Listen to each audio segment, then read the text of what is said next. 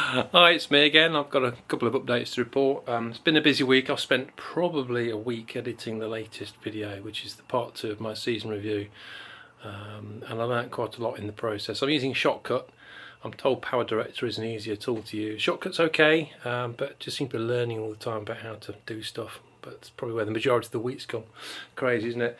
I've managed to replace the coolant pressure sensor now with the correct version. This is the one that shows 0 psi when there's no pressure, rather than the 14.7 psi that you get from ambient pressure. It's a little bit less confusing now. When I look at the dial, it now says 0 when there's no pressure, which is a lot better.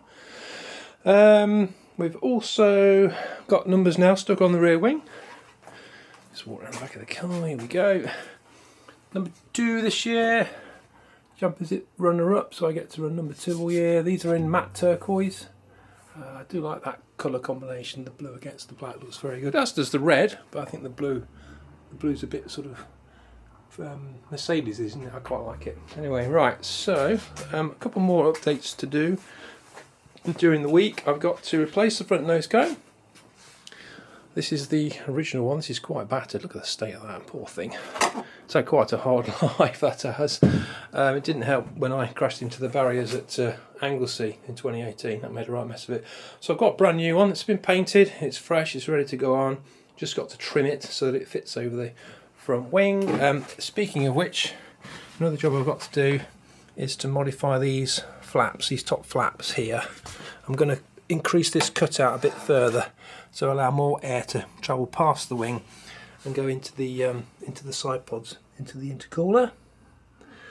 And the other thing I've got to do is I've got to upholster my seat insert. It's just foam, and I've covered it in, well, a long time ago. It's probably 5 years old now, 6 years old.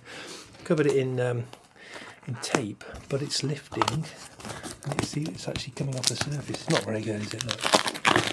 So that all needs to come off, and then I've got some black Nomex cloth to stick on. And to stick it on, I've got some spray. This is really good stuff. Evo Stick Impact Spray. A friend of mine, Rob Tung, recommended I use this because he's done the same with his seat. And upstairs I've got a big roll of black Nomex cloth. It's got to be Nomex, can't have anything flammable on the car, so I'll get that done. That'll look a lot more professional than this thing. This looks very tatty now, look at it, poor thing. And then hopefully during the week, when it's quiet, I will pop outside, press the button, start the engine, make sure everything's alright with the modifications I've made to the coolant tank, and then we need to book her in for the rolling road session.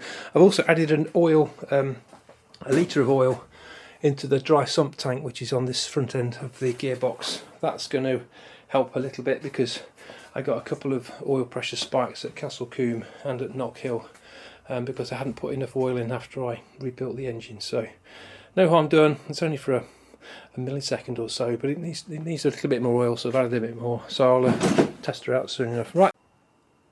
So thanks so much for watching the video. If you've enjoyed it, please hit the subscribe button, hit the thumbs up button, and we'll see you in the next video.